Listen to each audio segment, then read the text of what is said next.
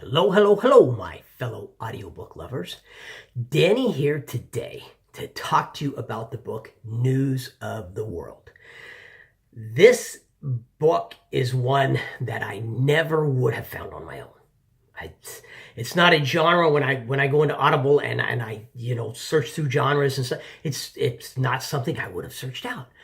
But the beauty of Audible is, if you're a member, they do Audible daily deals where they take a book and they offer it to you at a massive discount. And you can look at the publisher summary, you can look at all the comments about the book, and then you can decide, hey, I'm gonna spend the money on this, I'm not gonna spend the money on this. The other beautiful thing is you spend the money like this book. I get this book for like $2. And if I love it, I just got a great book for $2. If I hate it, I simply return it, no questions asked, and I get my money back. It's a win-win-win-win, no possibility of loss situation. I saw the previews, I read the publisher summary, and I thought, this sounds like this could actually be an enjoyable book. This book might actually interest me. I'm going to take a chance.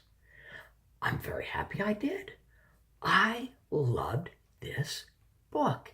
It's written in the post-Civil War Reconstruction era in Texas.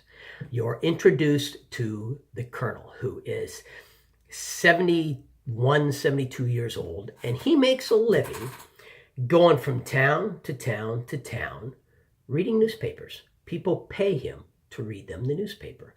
People back then, it's hard to imagine this. This was one of the fascinating parts of the story. It's hard. We are so interconnected nowadays. It's hard to imagine being cut off from the rest of the world. It's hard to imagine London being some foreign, exotic place that you've only heard about in stories and you almost don't believe exists. Boy, that was some bad grammar there. You almost don't believe it exists because it's in India. Well, are there really people in India? Does it really exist? I mean, that's just fascinating to you. And news that's a week old is fresh. It's exciting. But that's the world he lives in. He'll tack up his posters. I'm going to read the news tonight. And then people come and they pay. And it's like a big, huge party because someone here is going to read us the news. I mean, it's hard to imagine a world like that. Well, there's a young 10-year-old girl her family had been killed by Indians, massacred by Indians, and she had then been adopted. And then she gets rescued, and it's a Kiowa is the tribe. She gets rescued from the Kiowas. And they're trying to return her to her family, on the far side of Texas. And so they convince him to take this young, and I'm going to say this young Kiowa girl, because she was taken and adopted at such a young age. She doesn't remember her real family. She doesn't remember anything but being Kiowa. She believes she is Kiowa. In her mind, she is being yanked out of her family by these horrible Westerners and forced to try and adopt these foreign ways, because all their ways are foreign to her, and become someone that she's not. And she's gonna escape. She'll kill them all if she has to. I mean, she's gonna fight them every step of the way. They convince the colonel to escort her back. Now, this is reconstruction post-Civil War Texas. So there's basically no law. So you got this 71-year-old guy, you got this 10-year-old girl traveling across bandit-ridden Texas, and they learn to bond. They learn to gel. They go through some things together.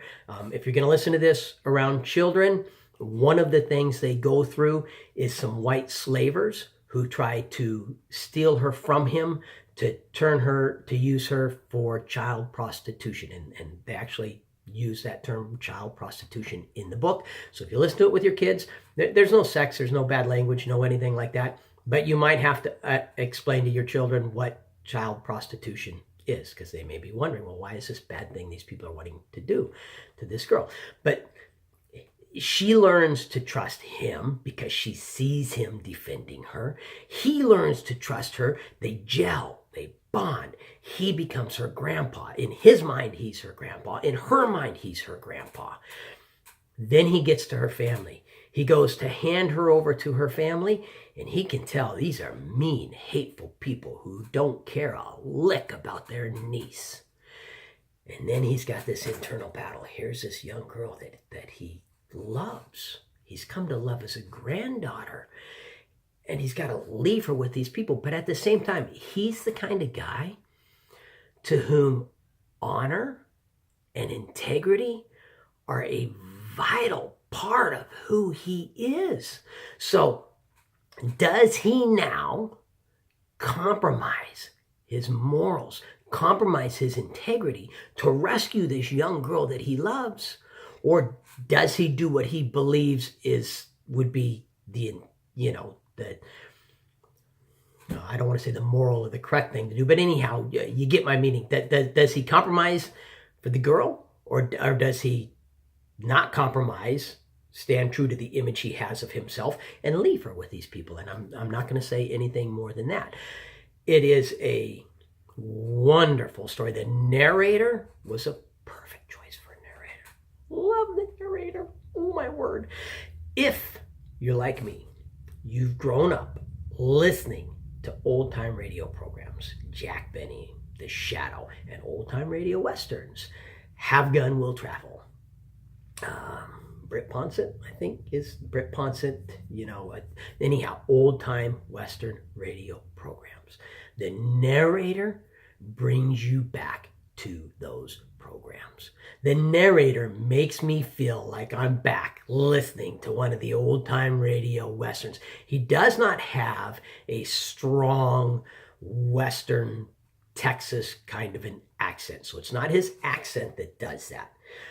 Rather, it is the style of voice. He has a mild western accent, very mild, but it's more that the style, his older, gravelly, crotchety kind of voice just fits the kernel, fits him perfectly.